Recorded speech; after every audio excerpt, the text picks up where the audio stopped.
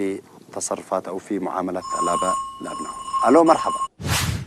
الو السلام عليكم. وعليكم السلام ورحمة الله. كيف عندي يا أخي ولي؟ يا مرحبا. كيف حالكم من العايدين؟ كل عام وانتم بخير وصحة وسلامة. وأنت بخير. الجزائريين كيف عن؟ حياك الله. كل عام وأنت بخير. وأنتم بخير إن شاء الله. كيف أنت؟ كيف حالك؟ والله الحمد لله. الحمد لله رب العالمين. يا أخي أنا عندي رسالة يا أخي، والله أنا قد ما واضح يا أخي. منين تتصل؟ أنا من البيت. أنت من البيت؟ من البيت أيوه، إحنا في الريف، ساكنين في الريف إحنا. أيوه أهلا وسهلا فيك. حياك الله. إحنا رعية.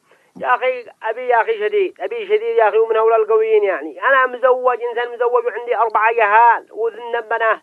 دريت؟ أيوه. وجالس يلبجني ويلطمني ويسكعني بين الناس، وقبال عيالي ما عبوا حياة يا أخي، ذلني وما عبوا احترام يعني الأبوة ولا كل يهون إلا أنه يضربك أمام أبنائك الصراحة. وأمام زوجتي يا أخي، والله العظيم خلاها على لنا عذبوا عمر، لنا عذبوا عيشان يعيش بشرف.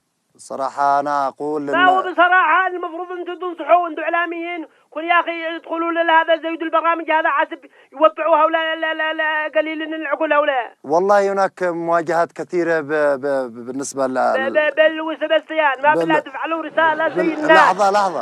لحظة ما هو اللحظة يا أخي، أنا والله إنه يومي يلبسني وقبال مرتي وقبال الجهال يا أخي، أنا والله ما عاد أقدر أستوعب الموقف. أنا قلبني الله قد أنا شي جنان. بس ما ضربك إلا بسبب. لم يضربك إلا بسبب. ما هو السبب حتى عند معاه. لا أقصد قلنا لك عندنا دمي عند يا أخي طيعه. ما طيعه والله، أنا ضايع عليك إنه يضربني قبال الجهال وبادل بي قبال الناس. شوف كيف صوتك رافع، يعني لا ضربك عادي. ما ينجم إلا بعد ما يخرج أبي ولا والله ما استطعت له النخس. يا هذا صوتك بعد. هذا صوت صفير البلبلي. أنا من أقول لك أبيك تضربني. يا سلام. كنتوا توجهوا رسالة لكل أب شديد على ابنه، ما يجوز الرفق بالأولاد، الجهل الصغار. هذا منا مزوج ومعول وعندي 4 جهال و2 بنات يا أخي، عذبوا الرحمة وعذبوا شفقة. تمام ستصل الرسالة إن شاء الله ما تخاف. أين للبريد؟ لا عندهم. ما نقول للفرزة، أنا ما نقول ما عادش للبريد، يضربوك بحديد. أينه؟ الصراحة يضربوك لأنك ما لا تتركش للواحد فرصة يكلم. كيف يا أبوك يوم نكلمك صرت هناك اديت هذاك يا أخي تكلم بهدوء. اسمح لي يا أخي وليد، اسمعني أنا رجاء، أنا أقول حق ملكفك والدرام عم أنت تتحاكى يا أخي. أنا طايع لبي.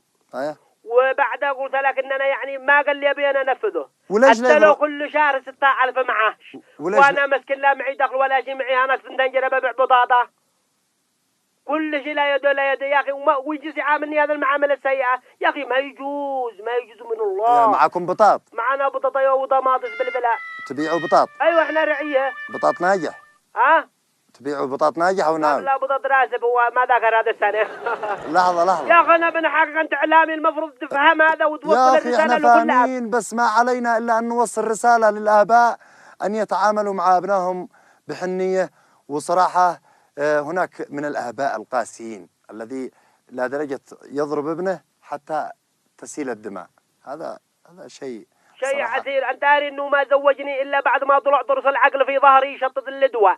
ايوه. وقد انا كبير، وفوق هذا جالس يلبجني وقدو كبير يعني ما عبوا يعني روح بينه ويرجس يلبجني ويتاكل. يا اخي انتقل انت وابنائك. ننتقل لنا لا رحمة الله. لا انتقلوا لا بيت ثاني. ما عن تدري ما عن تور. يلا شكرا لاتصالك. مع السلامة خاطرك. الله معك. شكرا لك.